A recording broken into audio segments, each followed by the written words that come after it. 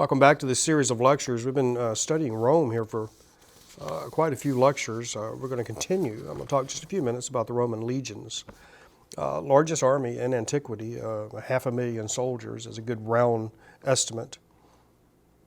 The backbone of this Roman army, of course, are these units, these legions. They're comprised of about 5,000 men each, highly trained, well-fed, well-equipped, a great esprit de corps. They're well-led.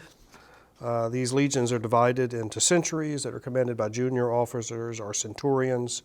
The centuries are made up of cohorts, and 10 cohorts make up a legion. Traditionally, the legions fight with a short sword, a throwing javelin, protected by body armor and a rectangular shield. The real strength of the Roman legion lay in its professionalism and its training. It does not break under great stress.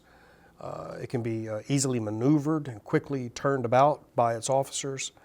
So think of the lineage going back to the Greek phalanx. You see the same sort of idea here being implemented in Rome with larger units and much greater armies. The Roman legions bring a certain rationality to the battlefield. There's a great division of labor among the Roman legions. Men have specific tasks, whether it's cavalry, infantry, catapults, throwing Greek fire, shooting arrows.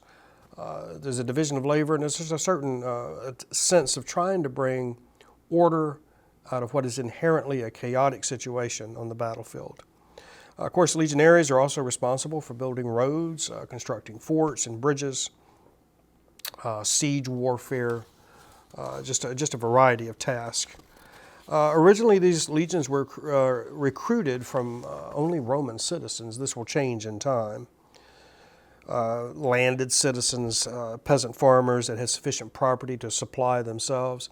And again, you see going back to Greece again, the Greek hoplite, maybe a baker or some other professional, but he can supply his own equipment when he joins the phalanx for battle.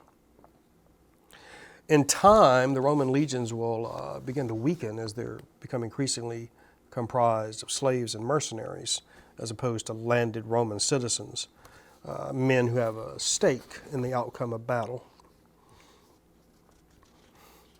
Roman warfare, was it expansive or defensive? This is an ongoing political, historical argument. Some historians say that Rome was essentially defensive and that it tried to secure its boundaries. The problem, of course, is that Rome kept finding potential enemies along its periphery. So it continued to expand, to gobble up those potential enemies, practicing, I guess, what we would call preemptive war, sort of nipping it in the bud before it ever gets a chance to bloom. Like I said, the Roman battle, there's a sort of holistic way that the Romans have of going about this with their division of labor, with their sense of rationality on the battlefield. And again, that tracks back to Greece. These legions, generally well-trained, have unflinching discipline. In a Roman battle, the great slaughter generally occurs when the enemy begins to break. When the enemy formations break down and the enemy begins to flee, then the Roman soldiers overtake them, and there can be many casualties. I want you to think about the size of this empire, its road network, the bridges that are constructed, many 50,000 miles of paved roads. Many of these survive to this day. This makes access to the periphery quick and easy and safe for the Roman legions, as they can respond to trouble along the various boundaries. What do my statistics say here? A fast courier could travel 200 miles a day on the Roman roads. I'm thinking here, again, we're going into the future a bit, when I think about the Roman army able to reach the periphery of the empire quickly to put out fires and to prevent trouble.